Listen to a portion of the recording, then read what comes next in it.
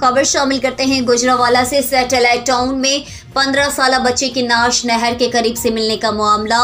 शाहजिल को 3 मुलजिमान के इज्तिमाई ज़्यादती के बाद तशद्दुद करके कत्ल करने का इंकशाफ। मोहल्लादार आतिफ ने शाहजिल को साथ लिया और रास्ते में दोस्त मिला लिए। मुलजिमान ने शाहजिल के साथ ज़्यादती की और फिर कत्ल करके नहर के करीब खड्डे में फेंक दिया। एक माह बाद तीनों मुलजिमान सीसीटीवी की मदद से गिरफ्तार किए गए। मुलजिमान में मोहल्लादार आतिफ, इसके दोस्त सुफियान और आसिम शामिल हैं। शाहजिल ने कहा कि वो घर बताएगा, जिस पे गुस्सा आ गया।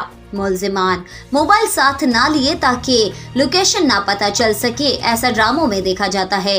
Divisional bureau chief Khalil Mahmood, Bird Focus News, Gujranwala.